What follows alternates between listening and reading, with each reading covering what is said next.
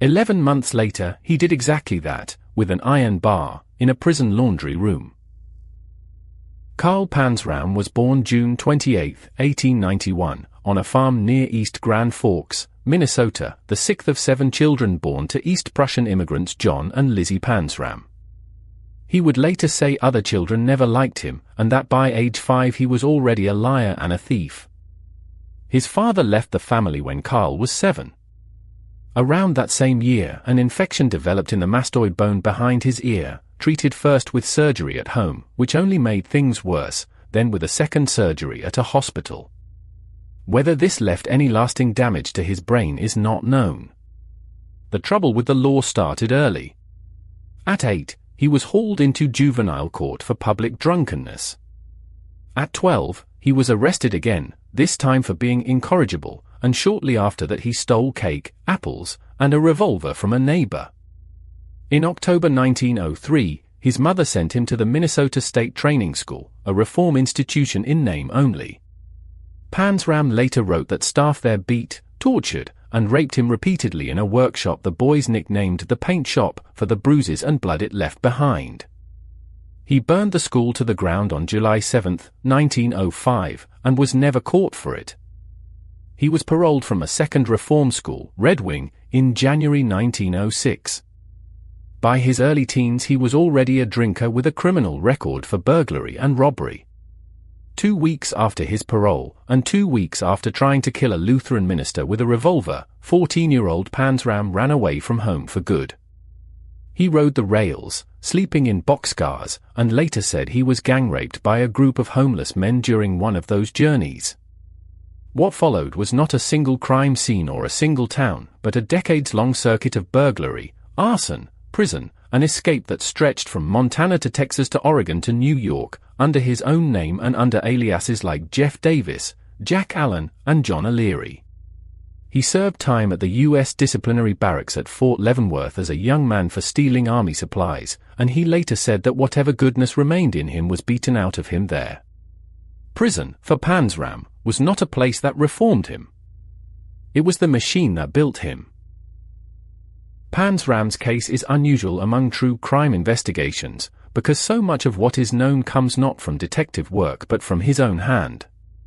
Police in city after city, Fresno, the Dalles, Harrison, Butte, Bridgeport, Nyack, caught him for burglary, robbery, and assault, usually under a false name, and usually he escaped, was paroled, or served a short sentence before vanishing again. For years, no one connected these separate arrests into the portrait of a serial killer, because Panzram himself did not confess to the murders until much later, and because many of them left no body that investigators could tie to him. The pattern that eventually surfaced was this: a man of unusual size and strength, hardened by years of hard labor in prison, who drifted from port to port and rail yard to rail yard, robbing men and, by his own account, raping them, sometimes killing them afterward. In 1920, using money and a pistol stolen from the Connecticut mansion of former President William Howard Taft, a robbery Panzram said he chose specifically out of resentment toward Taft over his Leavenworth sentence, he bought a small sailing yacht called the Akista. For roughly 3 months at City Island in the Bronx, he lured sailors from the port bars, got them drunk, and, according to his later confession, raped and shot 10 of them with Taft's stolen .45, dumping the bodies near Execution Rocks Light in Long Island Sound. None of those 10 bodies were ever recovered or matched to missing persons in a way investigators could confirm.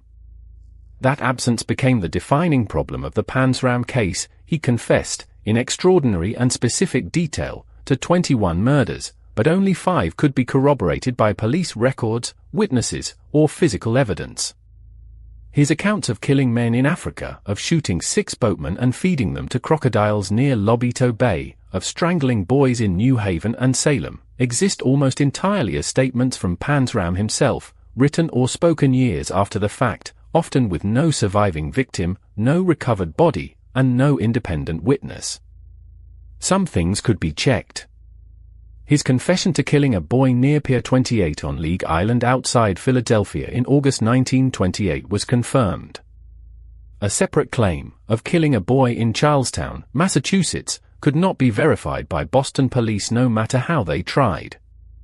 When a 15-year-old named George Wallacin escaped Panzram's stolen mule near Newburgh, New York, in 1923 and swam ashore, he was able to report a sexual assault, and it was that same boy's testimony, combined with an earlier witnessed murder on the river near Kingston, that led to Panzram's arrest as Captain John O'Leary in Nyack. That case had a living witness. Most of Panzram's confessed killings did not. The detail that unsettled even the men who caught him was not any single murder, it was Panzram's total absence of anything resembling remorse, delivered in his own words, in a manuscript he wrote by hand on death row. After his final arrest in Baltimore in 1928 for a Washington, D.C., burglary, he was sentenced to 25 years to life at Leavenworth, the same institution that had held him as a young soldier 18 years earlier. He told the warden outright, "I'll kill the first man that bothers me." Prison officials judged him too dangerous to work near other inmates and assigned him alone to the laundry room, under a foreman named Robert Warnke, who had a reputation for bullying the men under him. Panzram warned him repeatedly. On June 20, 1929, he beat Warnke to death with an iron bar. Sentenced to hang for it, Panzram refused to let anyone appeal on his behalf. When death penalty opponents and human rights advocates offered to intervene, he wrote back that his only thanks to them was a wish that they all had one neck, so he could put his hands around it. The stranger turn came from a prison guard named Henry Lesser, who began giving Panzram small amounts of money for cigarettes while he sat on death row. Panzram, by his own account astonished that anyone would show him kindness, asked Lesser for paper and pen.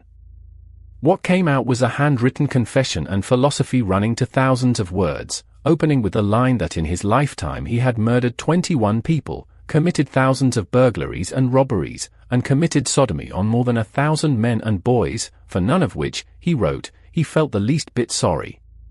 He said he had no conscience, believed in neither man nor God nor devil, and that his only wish left was to reform the people who tried to reform him, by killing them. Whether all 21 killings happened exactly as Panzram described them remains an open question that no investigator, then or since, has been able to close. What is certain is only what could be checked: the 5 corroborated murders, the extensive record of robbery and assault spanning multiple countries, and the manuscript itself, preserved in Panzram's own hand. Karl Panzram was hanged at Leavenworth on September 5, 1930. As officers moved to place the traditional black hood over his head, he spat in the executioner's face. Henry Lesser kept everything: the letters, the manuscript, the confession Panzram had written for him alone. He spent the next 4 decades trying to get the material published, long after the case itself had faded from newspapers. In 1980, he donated the papers to San Diego State University, where they remain today in the Malcolm A. Love Library as the Karl Panzram Papers. Writers Thomas E. Gaddis and Joe Long drew on that manuscript, with Lesser's help, to publish Killer, a journal of murder in 1970, and the book was adapted into a 1995 film of the same name, with James Woods playing Panzram. A documentary, Karl Panzram, The Spirit of Hatred and Vengeance, followed in 2012. Of the 21 murders Panzram confessed to, 5 hold up against outside evidence. The rest sit in the same place they've sat since he first spoke them aloud to police and later wrote them down for Lesser, neither disproven nor confirmed, resting entirely on the word of a man who told the world, in his own hand, that he felt nothing at all about any of it.